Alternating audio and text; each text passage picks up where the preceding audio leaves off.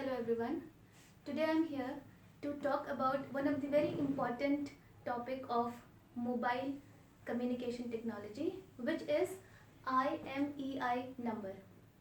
IMEI stands for International Mobile Equipment Identity, and the standard for IMEI number is given by Mobile Telecommunication Standardization Authorities. Now, what is the function of IMEI number? Actually, IMEI uniquely identifies a mobile entity, and it is based on GSM network. Now, I must tell you that there are various kinds of mobile communication networks. One of them is GSM, which stands for Global System for Mobile Communications. Other networks are CDMA, which is Code Division Multiple Access, and satellite-based communication technologies. So here we are concerned with GSM based network. So I'll just give you a brief idea about what is a GSM network. So in a GSM network, the whole of the geographical area is divided into small cells, and in each cell there is a base station which communicates with all the mobile handsets which are present within that cell. The base station in turn is controlled by a base station controller, and the base station controller is controlled by a mobile switching center, and which in turn is controlled by a public switched telephone network, and so on. So we will talk in detail about GSM network in our next video. Now I'll just tell you that IMEI identifies mobile phones which are able to access any GSM network. Now, what are the benefits of IMEI number? So it helps in tracking of the phone. Then it is also helpful in tracing a lost phone, and it also helps in checking the quality of a phone. Now let us talk about GSM Association. GSM Association is Global System for Mobile Communication Association, and it maintains a huge database globally which is called as IMEI database. So what is the function of this database? So in this database all the mobile IMEI numbers are stored. So it maintains all the data which are using GSM network. So all the data of the mobile phones, basically the IMEI number, is stored in this database. Now this is maintained globally, but this is in turn connected to a locally maintained database which is Equipment Identity Register database. So Equipment Identity Register database is local and is specific to a particular area, say for example a particular country where a particular GSM network works. So what basically happens that if a mobile phone is reported as stolen or lost, then what happens? That reporting is first registered in Equipment Identity Register database, and then that information is then passed on to IMEI database.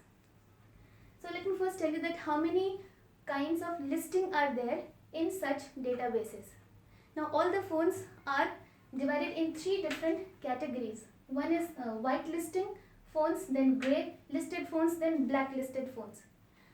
All the phones which are in white list, they are fair, which are working under fair rules, and then grey listed phones are all those phones which have some problem with it, and some suspicious activities have been reported with respect to that phone. So those numbers are in grey listing. Then all the black listed phones are those phones which have been reported stolen or lost, and their services should be denied. So what happens the case present is that the Equipment Identity Register database is not present with respect to every GSM network which are present globally. It means that there are only, I'll just tell you a number, that there are only 78 countries at present which maintain this EIRD, which in turn are connected to IMEI database. Though it has been emphasized that every network should maintain this database which they are maintaining, and they must update that data to the IMEI database. Means there must be a link between these two, which is not there at present for all the GSM networks. So what is the benefit of this connection?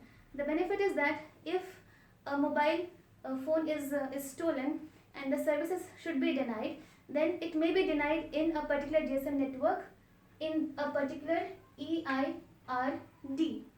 But if that phone goes into another GSM network, then in that case, since it is not registered in IMEI database, hence it cannot be communicated globally to all GSM networks, and hence that phone might work in another network. Hence, to deny services to all the networks, this connection is necessary, and the law is being made that the connection should be there for all the GSM networks. Now, next thing is that how we can see an IMEI number. So there are various methods of finding what is the IMEI number of your phone. One way is that you can type this star hash 06 and hash, and after typing this, the IMEI number will be displayed on your screen. Another way is that you can, mostly in Android phones, you can go to settings, general, about, and then you will find IMEI number with little changes in it. You will be able to get that. Now then another way is that you can find in the empty battery slot of your phone the number. So I'll just show you that this is a phone, and if you will remove the battery, I have already removed the cover. If you remove the cover and the battery, then you can find out the IMEI number written at the bottom of this. Another way is that when you buy a phone, you get a box, and on the box, at the bottom of this box, this is iPhone 5, and at the bottom of this box, you can find out the IMEI number.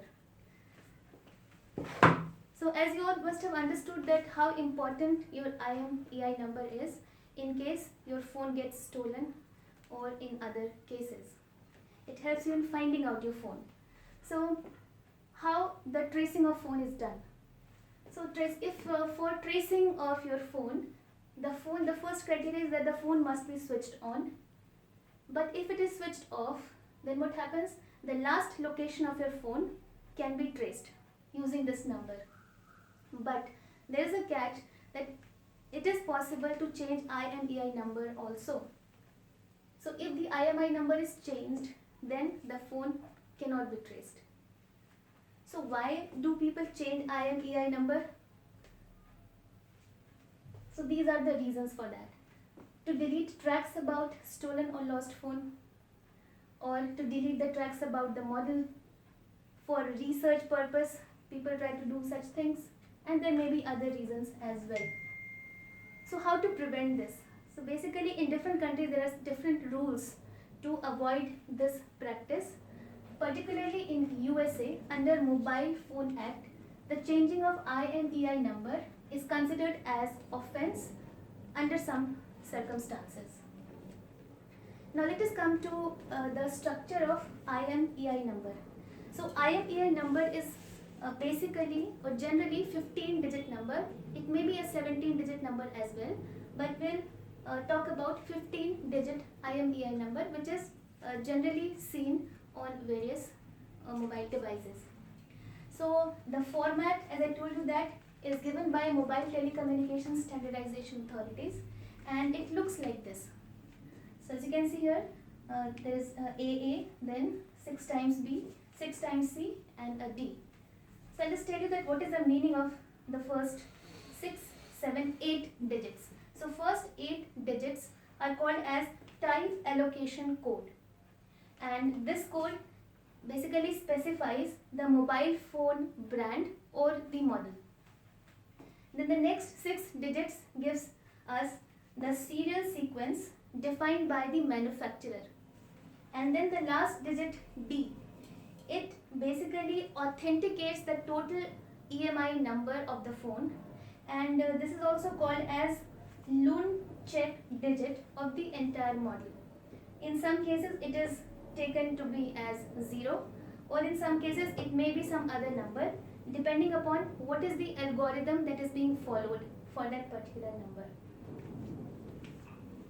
Now, what about dual SIM mobile phone? So I must tell you that in dual SIM there are two IMEI numbers which are being used. Now, I guess we all have done with this, but there's one more thing which is left, so which is checking quality of your phone. So one of the advantages that I told you, that IMEI number can help you in checking the quality of the phones. I'll tell you how. So I've just written one example of the IMEI number, which is 36939501235567. Now I have also numbered these digits as 1, 2, 3, 4, 5, 6, 7, 8, 9, 10, 11, 12, 13, 14 and 15. Now how to check the quality of your phone? So if we will look at the 7th and 8th digit together, then here in this IMEI number, these two digits are 01. So what does 01 specifies?